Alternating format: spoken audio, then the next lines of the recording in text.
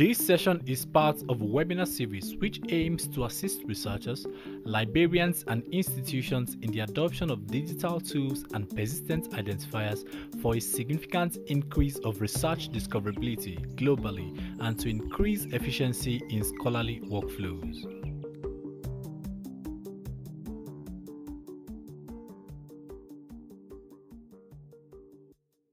There we go.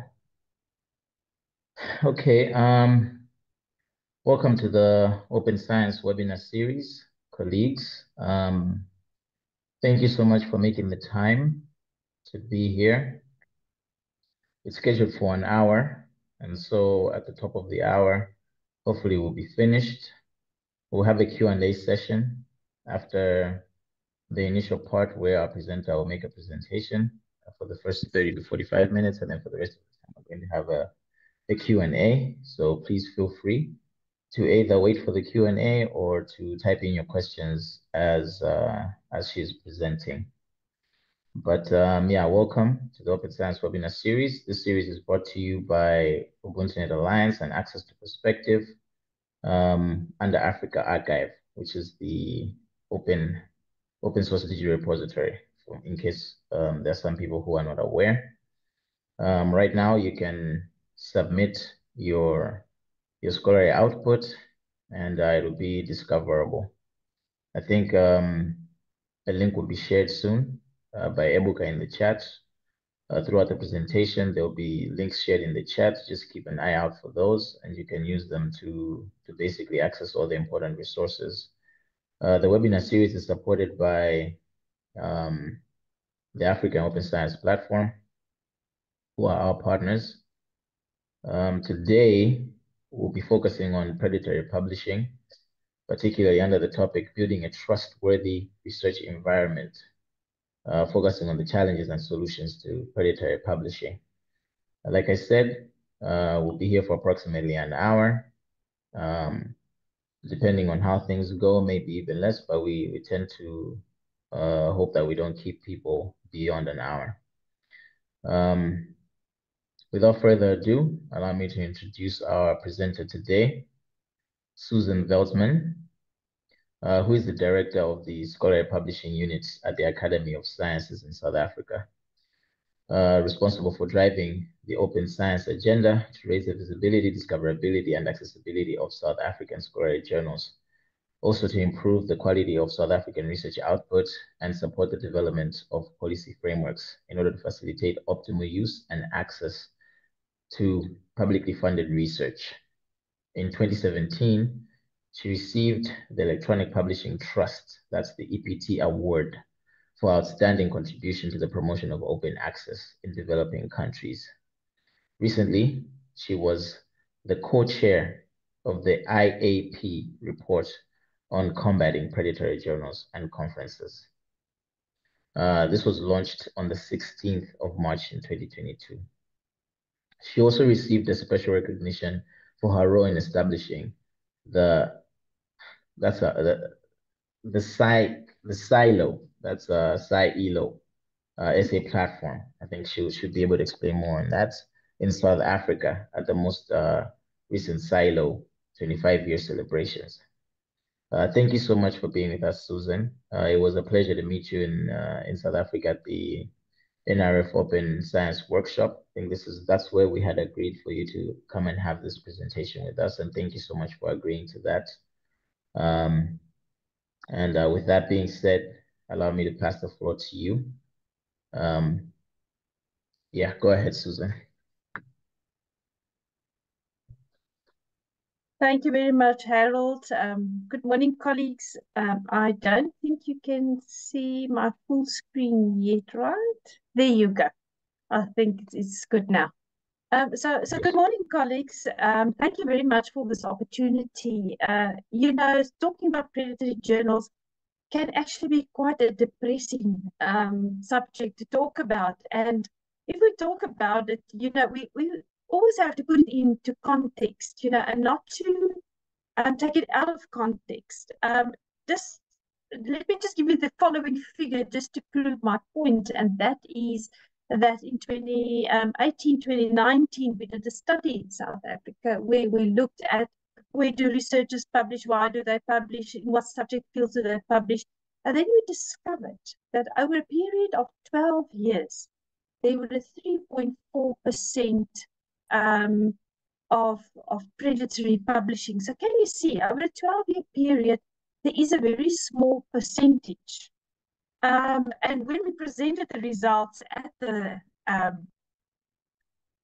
University of South Africa, where DVCs of research gather and they talk about these things, they were quite alarmed and they were quite sort of upset the fact that we're making quite a big thing out of this. So you know, one have to be careful when you actually talk about that. But I think that the prevalence is still very high and out there, and it does taint sort of scholarly publishing. And you will see, you know, and you've heard that I function and I wade in the waters of open science, and that really taints sort of the possibilities of open science. And we have to be very careful when we talk about open access journals, etc., because I'm quite sure many of you are also responsible for publishing journals or hosting them. I know the direction that UbuntuNet is sort of going into repositories, etc. The whole issue of trust is very, very important. So in all the work that we do, we have to make sure that the community of scholarly researchers and publishers functions and operates in the environment of trust. So everything we do have to be subjected to quality. And we each have a role to play in it, whether you're a researcher, whether you are a supervisor, whether you're a librarian. All of us have to make sure that what we do is open and that everybody can exactly see with what we are engaging with, etc. So I just want to make those few introductory remarks. And my talk will start off with the results that we had in the IAP study on combating predatory journals and conference proceedings. This study happened at a time when it was COVID. So with that as a background, you know, I just want to share with you the results that we had through our through the IAP panel and a grouping that we had. So this panel, the IAP stands for the Inter-Academy Partnership, of which ASIFN, of course, is also a member, and many other academies around the globe are members of this particular grouping. The study was funded by the Gordon and Betty Moore Foundation, and it came at a time, as I said, during COVID, and there were many publications and an outcry against journals and predatory practices by researchers, etc. So we were really flooded almost with literature to dig into and to see exactly what is it that others actually find in this particular space. The panel was represented by many, was represented by many other researchers across the globe, from Africa, from Europe, from North America, from South America. So it was really a representative group, and India, of course, which was very important. So we defined a couple of study objectives. We looked at how to define predatory and unethical practices in academic journals and conferences, to see what is their prevalence and their impact, and understand the primary drivers. Why are people doing this? What are the root causes? It's a very important question. And then, of course, to examine the efforts to date to combat predatory journals. And at the time, very interesting conferences as well. It was very difficult because it was COVID and no conferences took place. But so we had to dig into the literature to see exactly what is it that people found. But it's not very well reported. So we had to generalize very much what we found in journals and had to apply it to conference proceedings as well. And then, of course, to provide concrete recommendations and, of course, a global strategy to address this problem. Now, our whole research was aimed at the research community, academics, librarians, publishers, public and private sector funders, universities and research administrators, and, of course, policymakers, just to alert the world out there that this is really happening and this problem is real.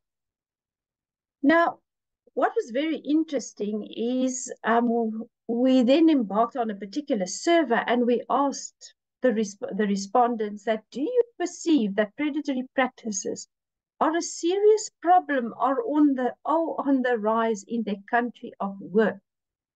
And as you can see, 1,872 people actually responded, and that represents 112 countries.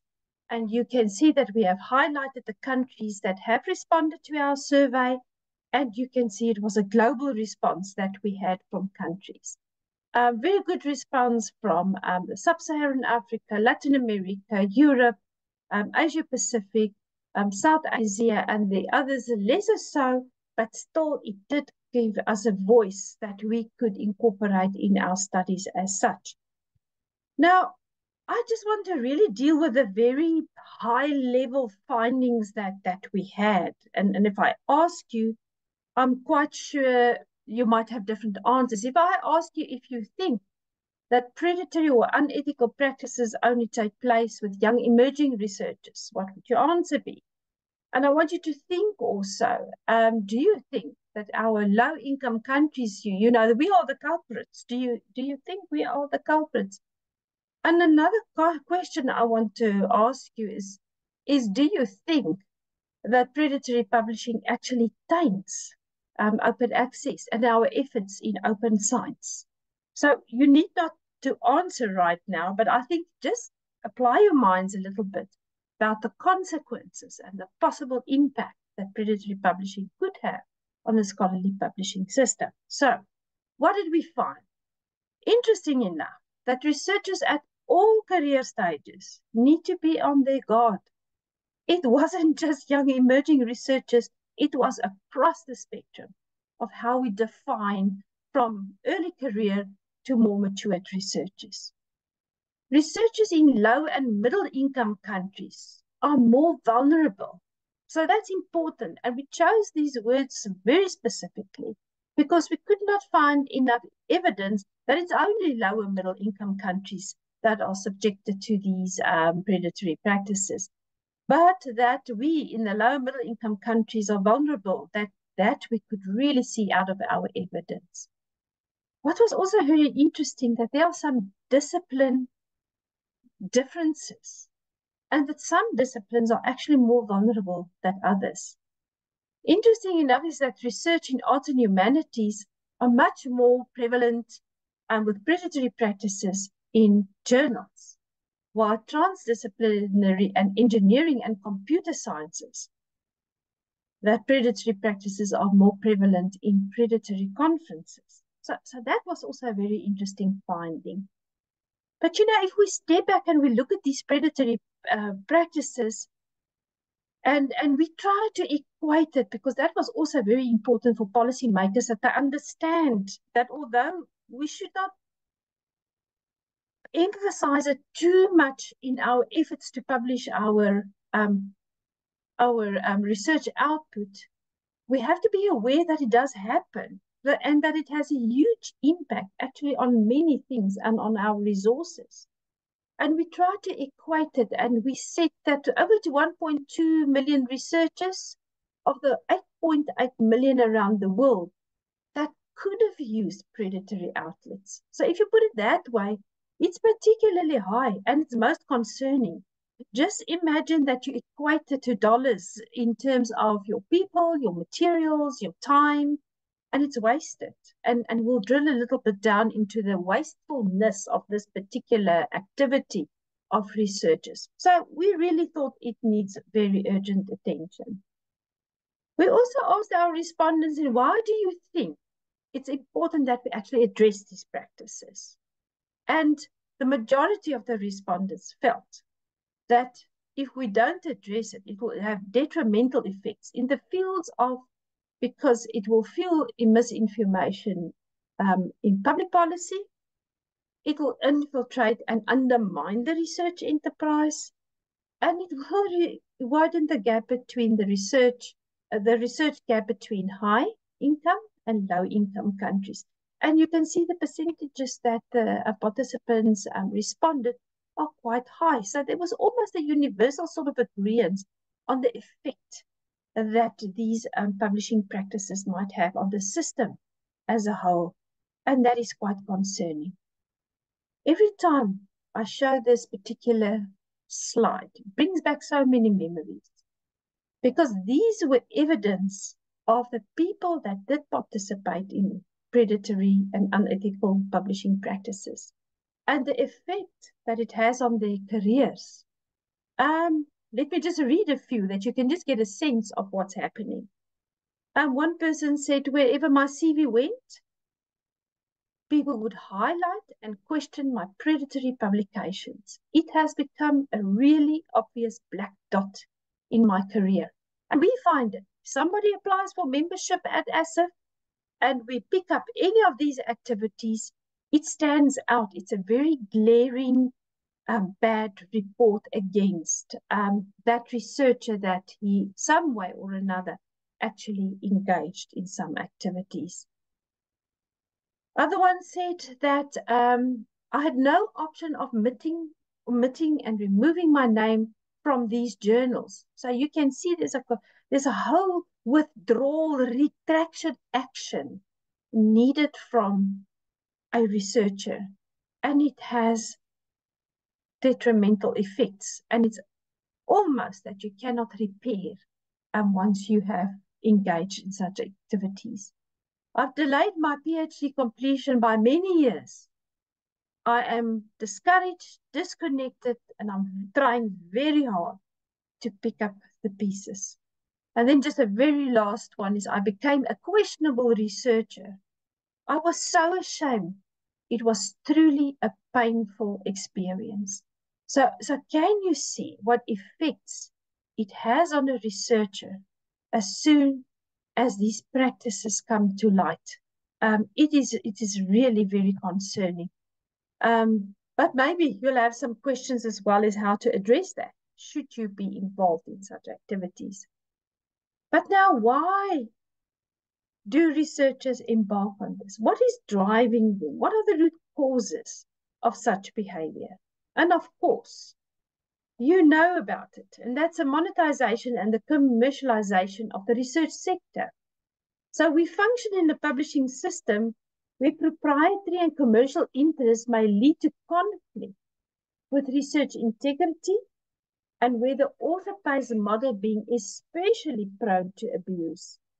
So in this panel, especially myself, had a very hard time to still advocate and to moot for open access and open access publishing, because there were the critics on the panel that said, oh no, it's you and your open access journals which has instigated through the article processing charges system and entice some publishers to actually make money, or some individuals to see it as an opportunity to really gain some monies and things out of the system. So it was a tough one. But, and I think we did manage to sort of mitigate it and to say, well, then it's important that the training and the awareness raising that we do for open access journals, we should actually encourage them for high quality journals, openness, and to be clear about what the journal stands for.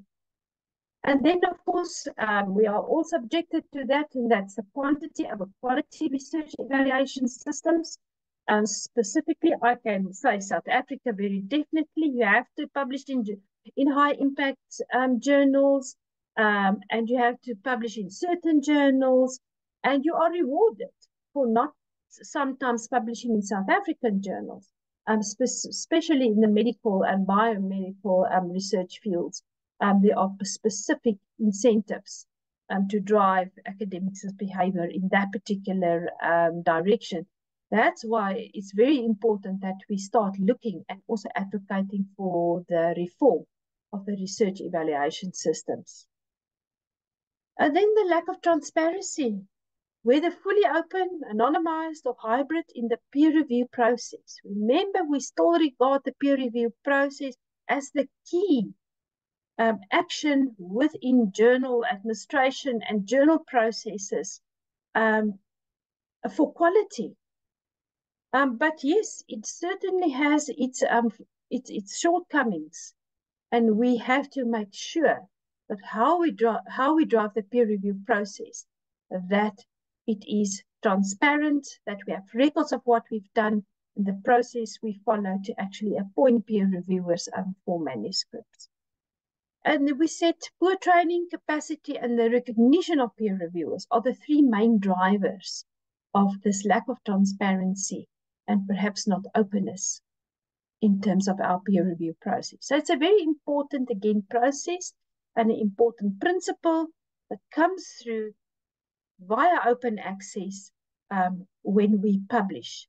And that's why we say, if you are an editor of a particular journal or a researcher that publishes, especially in open access journals, we have to make sure that everything we do is declared on our website, that we're open and transparent. If we do levy monies, let's be open and say, why do we levy it? And for what do we levy it? That is very important. And in terms of all your information, your policies, retraction policies, what do you do with plagiarism? Have that very apparent on your website as such.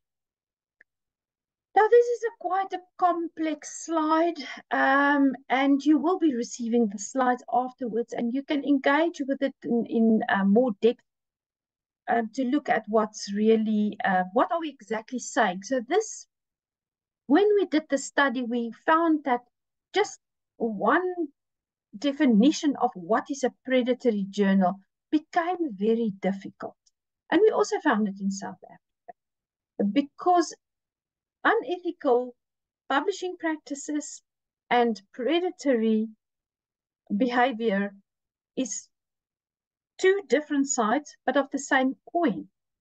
And that's what we then try to do, is to show and to define predatory, or rather unethical practices, in a spectrum approach. And we try to also identify typical markers that you will find under these different sort of categories of predatory behaviors. We call the behaviors, and not particularly to couple it with journals, etc., because we want to make sure that in our spectrum approach that we can cover different behaviors. Just to give you a taste of what do we conceive as fraudulent, you can see it's high risk, deceptive, and unacceptable low quality also falls under predatory behaviors, or can actually be the behavior and how they conduct their practices can be then marked as fraudulent. So that's why I'm saying, if we are in the open access journal space and we publish open access journals, it is extremely important that we make sure that we publish open access journals of quality. It so very easily falls under the red risk, if I can put it that way, of fraudulent, deceptive, and unacceptable low quality. You can even see low quality started to go orange, but there's a danger if we keep on publishing low quality journals and in low quality journals. Again, in ASIF, if we look at the membership for ASIF, many a time it's not a predatory journal, but we can label it very easily as a low quality journal. So I just want to emphasize this particular point, and I hope I'm making sense, so to speak. So under fraudulent, you can see it's rapid service, poor or no peer review, use researchers' names without permission, fake editorial advisory boards, meaningless programs, lie about the credentials like the impact factor. And then if you're going to the mid-markers, which is of the low quality, it says you breach good practice, low quality peer review, aggressive indiscrimination and solicitation, inactive editorial or advisory board. How many times don't we see that? They have an advisory board, but it means nothing. It has 2 pages of names. And what does it mean? Nothing. So that is an important aspect as well. focus or organization, lack of it. Invitations are full of spelling mistakes, and they call you prof when you're actually just doctor, or they call you prof and doctor when you actually only Mrs. I get that because I'm not a prof and I'm not a doctor, so I find that often. And they exaggerate the prestige. Dear Professor Veldsman, we think you are so incredible in this field. And I think, but why this is biotechnology? Why are they approaching me? And then already your little bells will have to go off. And then, of course, we have positioned quality journals very strongly to the far right in the spectrum. Thorough peer reviews, strong editorial advisory reports, transparent, robust, retraction, refunds, clear about focus, take proper action when challenged. Can you see the strong wording that we used to define a quality journal as opposed to the rest? So again, if you're an editor of a journal, can you see how you very easily can fall into the trap of being branded as a predatory journal? Now, I did say that questionable publishing practices and that predatory practices are two sides of the same coin. So let's just look at questionable publishing practices. We found that sometimes there are unacceptable levels of publication intensity by the editor or a member of the editorial board, and nowadays it's even of authors within one issue of one volume or in a volume. We get this often, and to such an extent it really raises questions. And like I said, also unacceptable publication intensity by an individual in the journal. And listen to this rule: more than 2 papers in the same issue would be considered an excessively large number. So please be careful. And then the new one, publication cartels, where 2 or more individuals, sometimes also members of the editorial board, co-author repeatedly in the same journal. Do you recognize these traits? Of course, plagiarism, salami slices, where you could have published one article, you break them up in 10 pieces. In South Africa, it's a very common practice because you get subsidy for each article that you publish. So it instigates and it almost rewards a salami slicing. And then, of course, ghost authorships and author affiliations, which is a major problem if you have visiting scholars to your unit and you are only using that person's name to gain some more articles under your institution's name. So it is really quite problematic. And these are very thrive, I must say, in the South African side of things. I just want to go over and show you a little bit of what you can expect when we talk about predatory journals. And I'm quite sure, well, I'll show you an example, and I'm quite sure you'll be humored by this example that I show you, is that there's a deliberate deception of authors by either hiding, not disclosing fees, like APC, handling fees, if you want it quickly peer-reviewed, fast-track fees, and if you want a retracted fees, and if you want it to be considered some more fees, you can just see that it's very important as a journal editor to state what is the purpose of you raising an APC for your journal. Very important. Omission of any revenue-related information, and we all do it in our journals. We are not open and clear of what we do. And then the simultaneous launch of a large number of journals, for example, OMICS, and we'll talk a little bit about MDPI, and maybe in the chat box, and Harold can monitor it for me. Who of you do publish in MDPI? Just drop me a note there. I would just like to see. Now, this is a real example. This is example.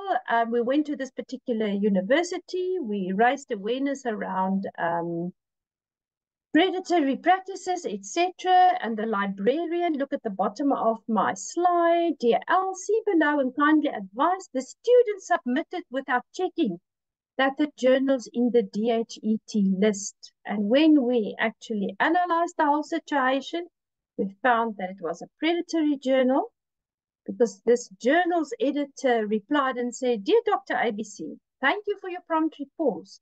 If you want to withdraw the manuscript, as per our journal policy, you need to pay 50% of actual processing charges as withdrawal fee, which is 1,150 euros. So in our currency, this is at least 20,000 rand. Am I making my sums correctly? I think so. Times 2 times 10. Yeah, it's about 22,000 rands. I mean, who has that type of money, and why should that be the case of a withdrawal fee? So kindly provide your acceptance to this email so that we will send you the withdrawal invoice. I mean, so courteous and so nice. And then they will publish it with a retraction note. Can you see that this is unethical publishing practices? And this is a real case. This happened about 2 months ago in South Africa. Also want to show you, this was an application of a student for promotion. So this is also from a very large university here in South Africa, where the evaluator emailed me and said he doesn't know, but something doesn't seem right. So Dr. D's application for promotion seems to me to be undermined by her choice of publishing platforms. African researchers are perhaps particularly at risk from global network of predatory publishing, which takes advantage of the increasing pressure on career academics to publish or perish. Generally viewed by the international academic community as predatory journals or publishing houses. And can you now see, needless to say, that this person did not get her promotion because of the choices in publishing platforms, which was inferior. So just again, this is real and it's happening in the world out there. Now, I just also want to show you, and I sometimes feel very sorry for researchers because I'm not always sure how do they spot these things. And I really want to advocate for the role of your librarian and for your study leader, because they have a good sense of also of journals in the field. And I think I'm going to move to the next slide. And if there's some librarians on the line, you will exactly know what I'm saying. If I say to you, ICI World of Journals, what is that? What does it mean? I don't know. I haven't come across the ICI World of Journals. I do know of the Web of Science, who used to be known as ISI. That I do know, but it's not that what we're seeing right here. And if you look at WorldCat, what does that mean? If a journal is indexed in WorldCat, it's an index of journals. There's no quality control. It's to make it easier and to spot where these journals can be found in which library. It's not a tool that can sort of verify quality, or at least that it adheres to certain criteria. So can you see, you've got to be very careful when they start listing all these accolades there. I mean, in the end, it doesn't mean a thing. If you're a Crossref member, what does that mean? Maybe it could mean that they do issue DOIs to the particular articles. I'm not 100% sure whether this is meant here, but anyway, you may differ from me, but I'm asking a lot of questions. If I see all these, then I'll start drilling. And I will look at who is NFI Joseph Lon, or who is Bernard Chemwa. Are they the experts in the field? Do we know about them and what research they do? You know, it will just lead me from the one thing to the other in investigating. We spoke about it. Aggressive advertising and solicitation of articles. You get this email and you think, where do you get my name? How did this happen? Etc. And then, of course, inappropriate journal title and scope. When it's a very broad disciplinary scope and in the focus of the journal, you actually cannot see what is this about? What type of articles must I submit to this journal? When the combination of these journals have very little in common, and when the copying the titles of acclaimed journals. And we've seen it a lot with Science and Nature. Let me show you. So this is the journal, Turkish Journal of Physiotherapy and Rehabilitation. I'm so sorry. And you know, there's the about, there's the archive, there's submit, there's everything. It has the ISSN and the EISSN, and it says who's the publisher, how many times. It looks all good. And then when I dig a little bit deeper, I get to this journal as well, Turkish Journal of Physiotherapy and Rehabilitation. Now, which is the right one? That is the question. How do you as a researcher start interrogating this problem to see which is the real journal and to where should you submit your article, I mean. And if you submit it incorrectly to the wrong one, what will the effects be? It's catastrophic, to be honest with you. And there you go. This is a multidisciplinary journal. Ponte Multidisciplinary Journal of Sciences and Research. And then you get another one, Il Ponte, Revista de Politica. Okay, so that is it a translation of the Ponte? Is it a parallel journal? How exactly does it work? And lo and behold, I find a third one, Ponte International Scientific Research Journal. So which is the right one now? Where must I submit my article now? Can you see the confusion it creates? The risks that you run when you submit it to the wrong one, and sort of just perpetuating then predatory publishing in its largest sense. I quickly want to go to the case of MDPI. About a year ago, I received this email, and it says the latest news, list of all the MDPI predatory journals, etc. And it had a lot of discrepancies in this web page alone. And when I started to dig and to see, but now who published it? You know, that's the other thing. If we are the whistleblowers on predatory journals, we have to be a trusted organization. We have to follow particular criteria in how we can identify to our constituency and alert our constituency that this is a predatory journal. But when I digged in this particular website, I could not find who said this, who decided that these journals are predatory, on what criteria did they base their research, etc. So it's a question that still remains. Is MDPI a predatory publisher? Well, and my personal opinion is MDPI has to be very, very careful, because they're starting to show elements of two very particular issues. They have extremely aggressive ways of rent seeking, in other ways money making, and I'll show you in a slide or two what I mean, rather than predatory. So money making is high on their stakes.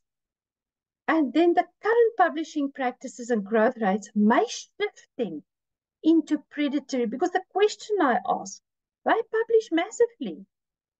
How good is their peer review? Now, the emerging researchers that I deal with through our SciAS, our Young Academy of Sciences, we can fight about this, and we can argue, and we can, because many of our researchers actually publish with MDPI.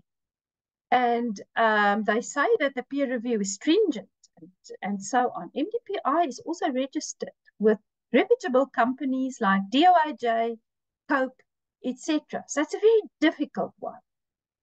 But as I said, they're publishing good articles, but their strategies are questionable and on the verge of predatory. And they should manage or mitigate or market or do something to actually prove the contrary.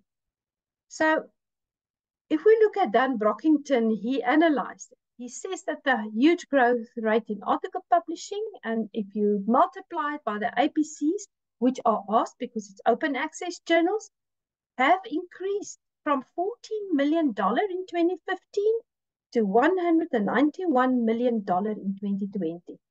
I mean, that is just crazy. And then the question is, we publish a journal at ASAP, and you know, if that is the turnaround and the amount of articles that you publish per annum, I just cannot imagine what wheel you have to keep afloat to actually do that.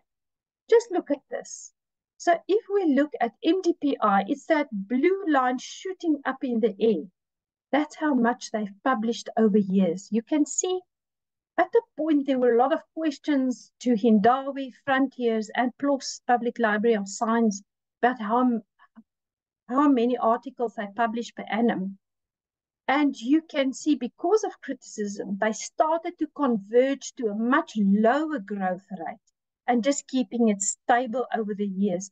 While MDPI, and let me just show you the next slide, these are special issues. And in, I hope you can see it. If you see there's numbers like 3009, 2048, that is the amount of articles that they publish.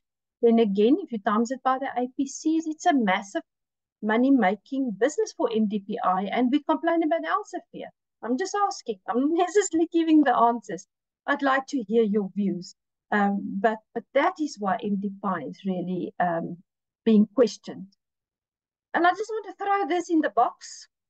ChatGPT, artificial intelligence, the use of large language models to write these articles. You can see there was an article that says more than 16,000 scientific articles made with the help of artificial intelligence have been withdrawn.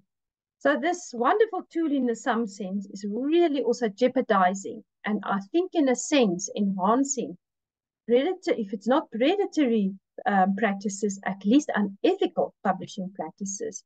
And that is what we have to deal with. There are some examples of resources that can be used. Maybe you know them. Think, check, submit. Have little questions that you have to answer when you do submit. And that should help you to alert you on some possible predatory practices, or unethical at least. And then, of course, make sure if you're an editor of an open access journal that it's indexed by the director of open access journals, at least that is a trusted index whereby you can verify the journal titles, etc. There's quite a couple of more. And then for the conferences, think, check, and attend. Very quickly, then what is my advice to you? Is to practice due diligence to minimize risk. Use the spectrum, that spectrum with the markers, as sort of a meta-level navigation tool. Get to know the most common and most reliable characteristics or traits of predatory journals and unethical practices. And then if a journal purports to be indexed in a reputable index, check. And if it's found to be untrue, just avoid them. Please do not embark and think that you're more clever than everything else. Make sure open access journal that they listed in the directory of open access journals, or that they're a member of COPE, and that they adhere to all these core and very important publication ethics. And if your journal has, or institution has, if your institution has its own list of acceptable and unacceptable journals, or subscribe to any of these services, again, use them with caution and cross-check with other resources in the report. Do not take everything just on face value. Do your own homework. I know it takes time. Use your librarian to assist you. That's why they're there, is to sit and to do desktop research and to see what's going on and to advise. And then, of course, my last one, mentors, supervisor, librarians, they're all very important in this quest. Careful of spam emails. Researchers should familiarize themselves with peer review, good practice. We have a peer review session every month where it's a very informal session, and all the peer reviewers talk about their problems and how to and issues. And once a year, there are also training on peer review, as well as how to write for a scholarly journal. Very important training initiatives out there. See what you can find. Do contact us if you're stuck. And then, of course, actively participate in committees or other platforms to advocate for quality and not quantity evaluation.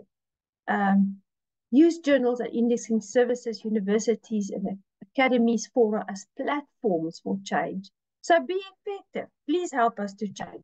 And I would like to thank you. Thank you very much. Wow.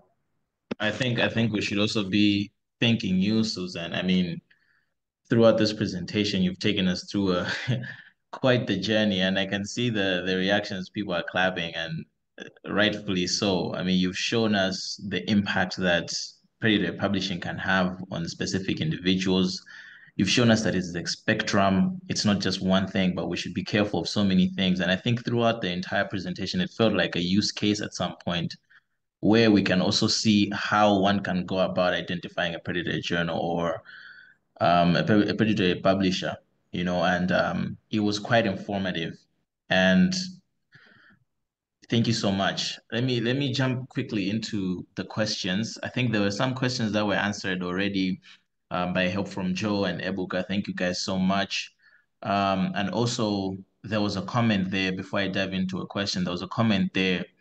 Predatory journals mostly appear to be more interested in you publishing your paper in their journal than the authors of that paper.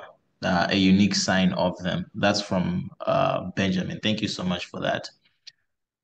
Quickly, with interest on time, there's a question from Sikangezile who says, how is damage to researcher reputations remedied? I think one of your initial slides, Susan, was some people sharing some key experiences on how it affected them.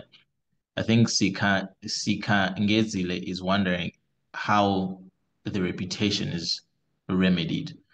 If I don't represent your question well, you can raise your hand and you can be allowed to speak. But go ahead, Susan. Thank you. I think the question is clear. I think this is the most popular question being asked every time that I make this presentation. It's so problematic. And you have to deal with it case by case. It depends which journal, what has been done, has it been declared as a predatory journal, and then there are actually some organizations that's starting to investigate these cases to see what can be done. As you've seen, it doesn't even help to ask for retraction. They don't retract it. So that footprint goes forever and now and into the future. What we do suggest is sometimes when you apply for membership or something is perhaps to be upfront and to do a little statement to say that this article was submitted to this journal, but you were fully unaware that it was a predatory journal, and then on this date, it was declared as a predatory journal, say by, it was retracted from DOAJ or retracted from Scopus or from Web of Science. I'm not saying it will fix it. I'm just saying maybe by acknowledging that you participated in a predatory journal to publish there might be some softening circumstances for the evaluators to understand what has happened. It is a very difficult one. I actually don't have an answer. One can only try and explain in whichever case you might be applying for something to try and remedy the situation. It's highly problematic. Yeah, thank you so much for that clarification. In case you missed it, in the chat, there was a discussion about what tools that can be used for avoiding such predatory publishers. Think, check, and submit was shared, and also I think amongst the tips that Suzanne shared was to check if they're indexed in AJOL and also DOAJ. And so just check the chat for the links to those things. That this is to the participants. There's been a hand from Mina Waruru for a while, so I'm just going to allow Mina to talk. Mina, you can go ahead.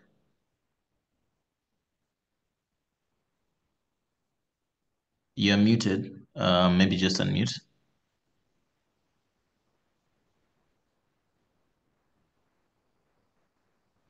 Okay, perhaps while Mina is fixing up her situation, Jamo says, I'm editor-in-chief of Journal of Academic Finance, Diamond O8 or JJO. How can I include this journal in Africa Archive? Thanks. Perhaps we can take up this conversation after this meeting. What do you think, Joe? And then see the possibilities on that.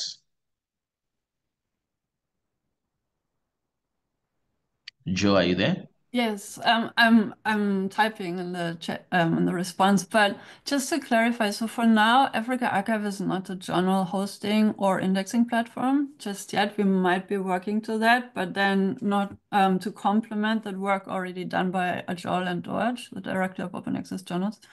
But we are a repository to make it easy and free of cost for scholars and researchers to publish their work directly, and also working with institutions to have a repository outlet or mirroring instance to increase the visibility and discoverability of the works. So it's not really a journal service just yet. However, we are looking towards setting up a preprint-based publishing system, which is a low-cost publishing venue. And there is a concept, which I can also share in the chat, some description of overlay journals, which again work on preprints, which are usually hosted in repositories such as Africa Archive or institutional repositories. But we will introduce that model likely later this year or next year. Yeah, depending on the progress of our setup.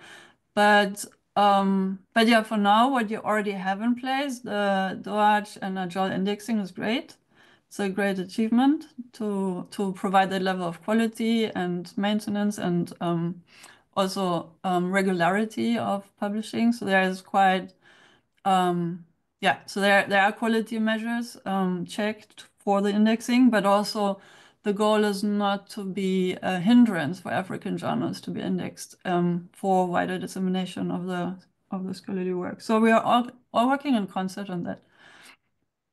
But yeah, and also like if anything of what we said here we can certainly take the discussion further to explore other venues in collaboration also with journals.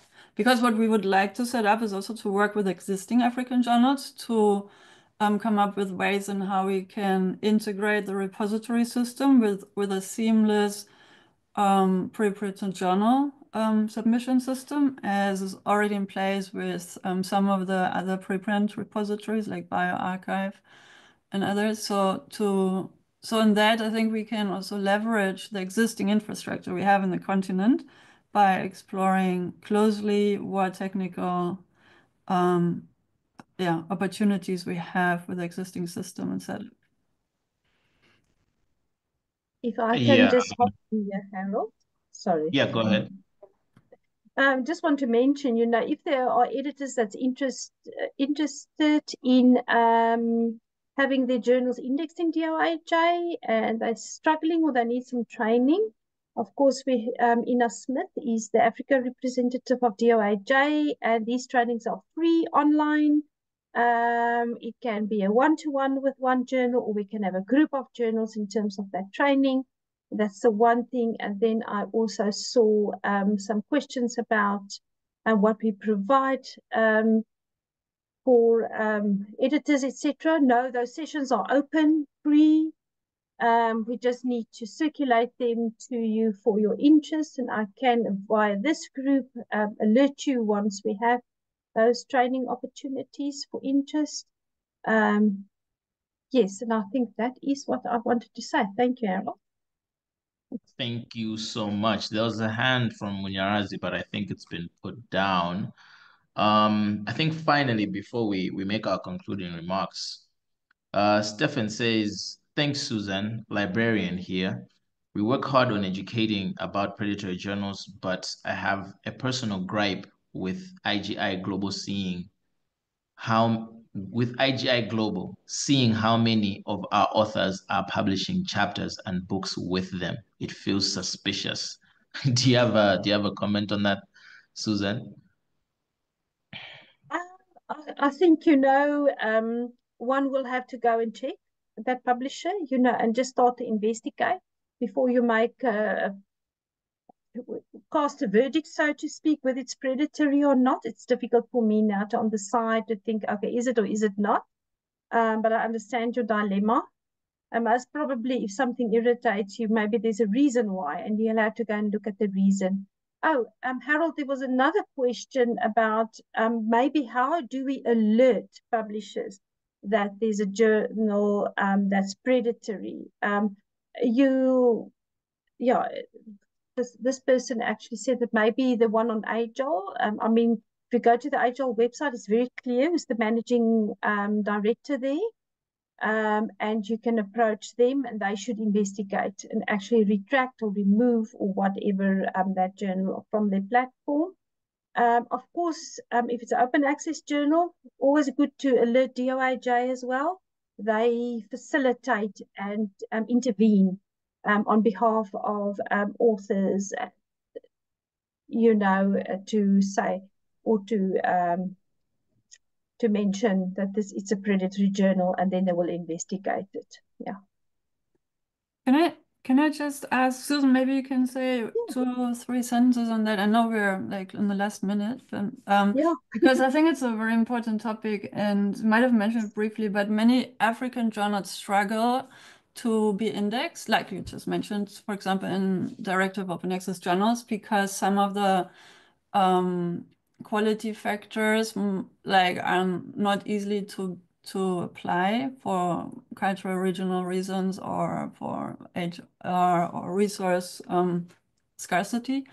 And then the Beals list was listed earlier in a comment as a measure to identify predatory journals, and then unfortunately many trustworthy and hardworking editorial teams of African journals and also from other parts of the world have wrongfully been listed in the Beals list.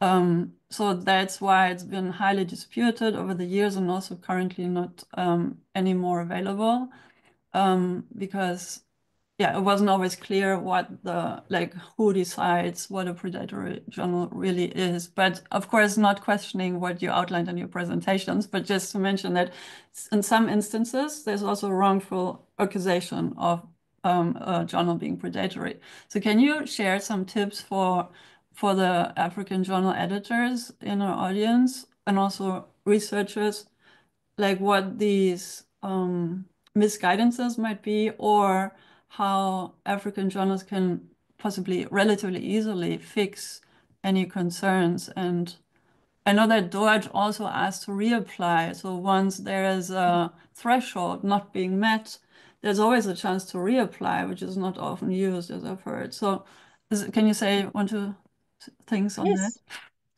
Thank you, Joe. You're absolutely right. You know, your perspectives on Beals list, of course, it was, I mean, it caused a lot of problems, and sometimes to get the names from the journals removed, etc. So in a sense, you know, one is grateful that there's a far better approach to identifying predatory journals than just, you see, a unilateral one person decided. And that's what I said about that MDPI website. I wasn't sure who was actually casting that verdict, you know, and we have to be very careful because, as you rightly mentioned, if once you list it or brand it or you got a tag on your journal, it's very difficult to remove that, you know. So that on the one hand side. On the other hand, as journals, I really want to advocate for high standards when you publish an open access journal. Now, what we found, and it's because we are so involved in evaluating the journals for DOAJ for inclusion onto the platform, onto the DOAJ platform, is that we can see the mistakes that they make. And sometimes it's not necessarily the content or the quality of the content. It is actually what they state on the website. They don't have a primary website for their journal. The policies are not well listed and it's not clear because DOAJ are very strict about what policy you should have for your journal. So you actually have to go through that checklist of DOAJ to make sure that your journal, that you can tick the boxes that your journal are actually complying to that criteria before you apply. What is a good thing, and it takes a tremendous amount of time, is that DOAJ give you a list of things that you should fix before you reapply. Please read those things, please fix them. Because if you have and you can show and you have, then you stand a much better chance. And that's why the efforts also from DOAJ to do a lot of training, that when there are these really finer things that needs to be fine-tuned, is that you can know how and how you should approach it. So from DOAJ side, I find a very supportive process. Sometimes it amazes me how much time and effort they put in there. But yes, and I think also training is very important. If we talk about the quality of peer review, what should peer reviewers do? How should they review an article? How do you select a reviewer? What is good and what's bad practices in peer reviewing? We also find around peer review that sometimes there are some gaps and some shortcomings. But it's not to say that's not fixable. I view all these things as actually quite fixable. But happy to engage on another occasion if we have to sort of dissect how African journals can join indexes like DOAJ. Yes. Yeah, thank you so much, Susan, and thank you so much, Joe, for prompting that. I mean, the conversation is quite a vibrant one. It's clear to see from the amount of comments and also from the engagement that we have had. But unfortunately, we will have to close the webinar here. However, it's not the end of the conversation. Ebuka has shared so many resources in the chat. The presentations will be made available on Africa Archive, and the link is available in the chat. The presentation will be made available on Africa Archive. Also, the recording of the webinar will be made available on the Africa Archive YouTube channel, and also a playlist will be available in the Ubuntu Alliance YouTube channel. Feel free to subscribe, to like, and also to share. Thank you so much, Susan, for making this presentation. It is as engaging as they come, and I think quite informative. The webinar series continues throughout the rest of the year. Our next webinar is scheduled for, do we have it locked in, Ebuka, the next one? Yes, it's in the chat already, and it's on the 10th of April at 10 a.m. WAT, 11 a.m. Central African time, and then 12 p.m. East African time. Thank you. Thank you so much. So please plan to attend that. That will be as equally as engaging, and we'll continue the conversation around open science and open open science open source publishing, and also PIDs and the like. So please look out for that invitation, and we hope to see you in that webinar as well. Perhaps Susan, you have maybe some words just to close before we finish. And I'm so sorry to do that. And that is that IFL/WACRIN/Libsense/AJOL will be rolling out their next call for funding for Diamond Open Access journals. It will be released in April, so please watch that space. What I think, Harold, I can send you the call once we've received it. And I really like to encourage some editors and librarians for portals of Diamond Open Access, etc., to apply for funding. Thank you very much for allowing me to do this blurb, but I just think in the community, it is important if we share the resources. Thank you so much. Much appreciated for the opportunity as well. Thank you so much, Susan. And with that, thank you so much, colleagues, and we'll see you in the next webinar. Thank you so much. Thank you.